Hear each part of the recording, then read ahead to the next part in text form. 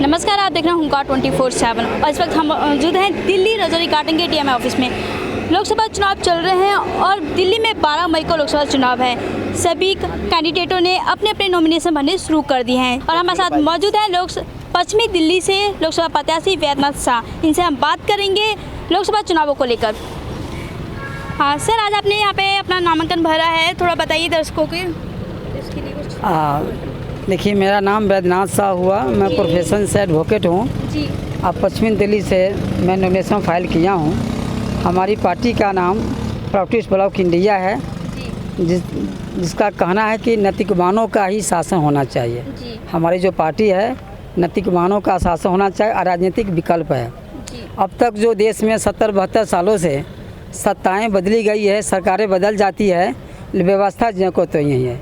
इसलिए पीवीआई इसके लिए आई है कि सत्ता परिवर्तन के साथ साथ हम लोग व्यवस्था परिवर्तन करेंगे। व्यवस्था में जो मूलभूत आवश्यकता लोगों को है, रोटी का अपना मकान, पढ़ाई दवाई है, जहाँ तक बीए तक आज सभी व्यक्ति को निःशुल्क शिक्षा मिलेगी, बीए तक और निःशुल्क शिक्षा मिलेगी। इसके साथ साथ है देश में अब तक गरीबी बढ़ती जा रही है और अमीर बनता जा रहा है। इसलिए पीवीआई का कहना है चूँकि देश का संसार का जो भौतिक संपदा है वह सीमित है। सीमित में अगर कुछ ही आदमी को होगा सारी संपत्ति ले लेगा तो बाकी आदमी सब वंचित हो जाएंगे। इसलिए पीवीआई के कहना है कि सबको सुखी या सबके हित के लिए यहाँ पर एक अमीरी रेखा लागू की जाएगी। देश में गरीबी रेखा नहीं, अब सभी लोग संपन्न बनेंगे, धनी बनेंगे, एक अमीरी रेखा लागू जाएगी। अब इसके बाद हमारा पीवीआई के कहना है कि अब तक हम लोग को राजनीतिक सत्ता मिला, आर्थिक आज़ादी नहीं मिली। इसलिए पीवीआई इसके लिए कमर कसे हुए है। व्यवस्था बदलने के साथ साथ हम लोग आर्थिक लोकतंत्र बहाल करेंगे, हमारा पीवीआई के कहना है। हर पार्टी का एक एजेंडा होता है, आपकी पार्टी का क्या एजेंडा है? हमारी पार्टी का एजेंडा है कि गरीबी रेखा ने अमीर रेखा तय करेंगे। जो कृषि को 2 का दर्जा देंगे। 2 हमारे जो मुद्दा हैं, बाकी तो कॉमन मुद्दा हमारे पास है। दिल्ली में भी जो गाड़ी की संख्या बढ़ रही है, वो मल्टी लेवल जो पार्किंग की दिक्कत है, अगर हम जीत के आते हैं तो पश्चिमी दिल्ली में ही मल्टी लेवल पार्किंग की व्यवस्था करेंगे। अभी भी रोडों पर कूड़ा करकट फेंका हुआ है, कोई सफाई नहीं होती है। कहने के लिए होती है कि सफाई कुछ नहीं होती है। तो हम लोग सत्ता जब आएंगी तो हम लोग साफ सुथरा भी करेंगे, मल्टी लेवल। इसके साथ भी शिक्षा पे ध्यान देंगे, समान शिक्षा होगी। आज का जो पब्लिक स्कूल खुले के जा रहे हैं, आदमी जो पेरेंट्स बच्चे के हैं वो रात दिन वो मेहनत करते हैं, कुछ नहीं हो रहा है, परेशान रहते हैं। इसलिए समान शिक्षा बहुत सी पार्टी सत्ता में आती है, बड़े बड़े वादे करती है, जनता को विकास के नाम पे गुमराह करती है। आप भी सत्ता में आए तो आप किस तरीके से अपने वादों को पूरा करेंगे? जनता क्या सोचकर आप पे विश्वास करे? ऐसा है कि पहले मैंने कहा था कि हमारी पार्टी नैतिकता पर आधारित है, हमारी कथनी करनी एक है। मैं अभी आपको जो बताया हम लोग वही काम करेंगे। और जो पार्टियां हैं उसके पास कथनी करनी में कोई मेल नहीं खाता है, कुछ भी बोल दिया, कुछ भी कर लिया। लेकिन हमारी पार्टी जो मैं बोलूँगा वही काम करूँगा, हमारी पार्टी के। सर, सत्ता में बहुत सी पार्टियां हैं, उन्हें बहुत चुनावी वादे किए हैं, जनता को बहुत विकास के नाम पे वादे किए हैं, रोजगार के नाम पे। आपकी पार्टी किस तरीके का वादे कर रही है और क्या जनता आप पे विश्वास करे जो आप खरे उतरोगे? हमारी पार्टी में और बाकी पार्टियों में फ़र्क यह है कि जो बाकी पार्टियां हैं उनमें नैतिकता को अर्थात जो कहते हैं वो करें, इस बात पर ज़्यादा ध्यान नहीं रहता। परंतु प्रॉपर्टीज ब्लॉक इंडिया एक ऐसी पार्टी है जो ये कहेगी और जो ये कहती है वो करती है।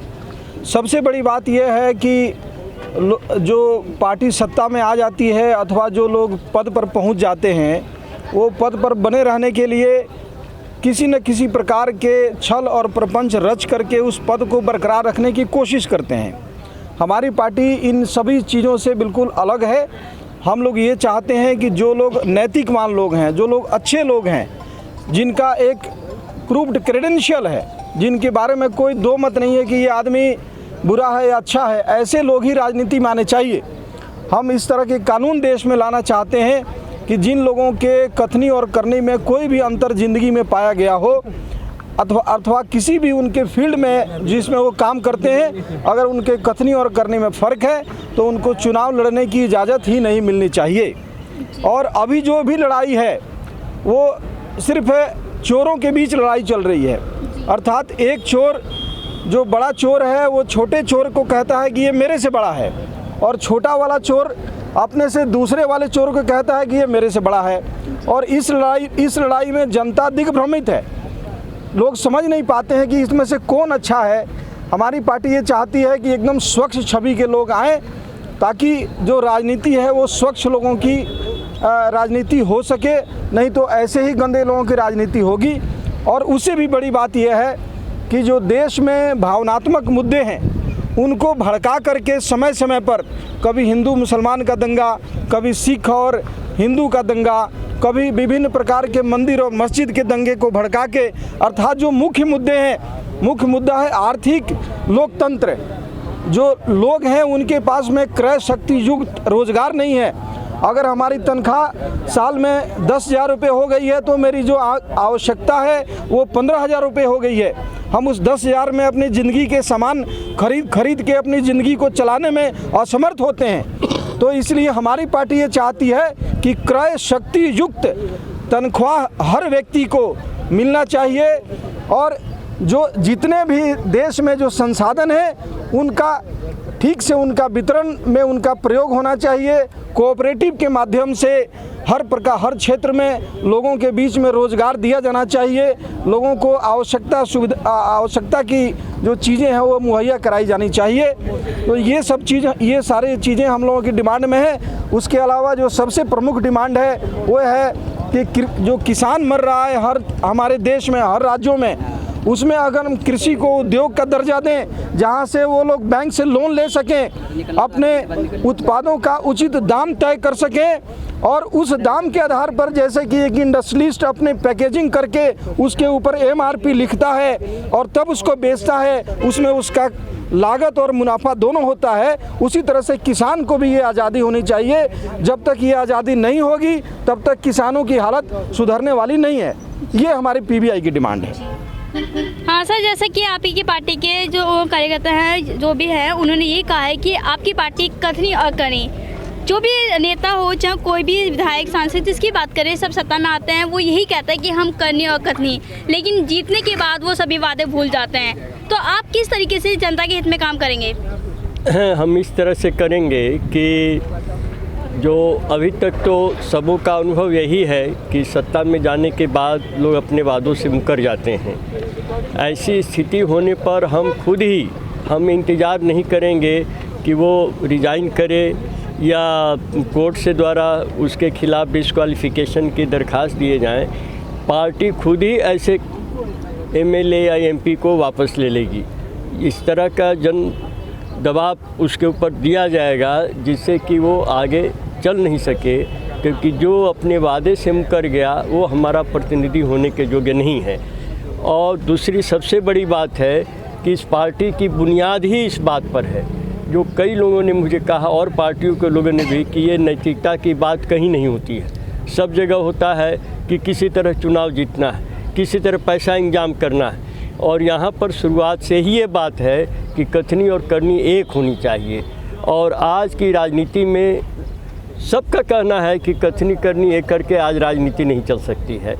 तो इसीलिए ये राजनीति की एक नई धारा है, और राजनीति में ध्रुवीकरण कि नैतिकवान लोग, आज की राजनीति में नैतिकवान लोग सफल हों, इसका ये मंच PBI होगा।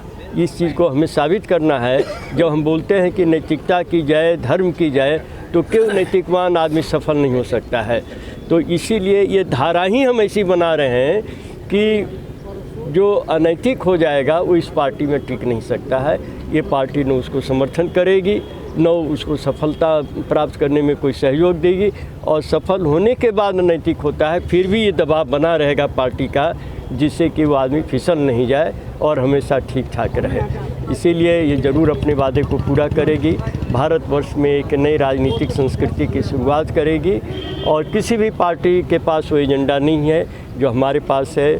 जैसे अमीरी रेखा गरीबी रेखा ख़त्म कर देंगे। गरीबी, कोई गरीब क्यों रहेगा जब गरीबी रेखा का माने गरीब रहेगा। गरीबी रेखा नहीं होगी, अमीरी रेखा होगी। सभी इज्जत के साथ न्यूनतम आवश्यकताओं की पूर्ति करेंगे और उसके बाद सबको रोज़गार। किसी को 18 वर्ष की उम्र होने के बाद वोट देने का अधिकार सबको है, लेकिन ज़िंदा रहने का अधिकार नहीं है।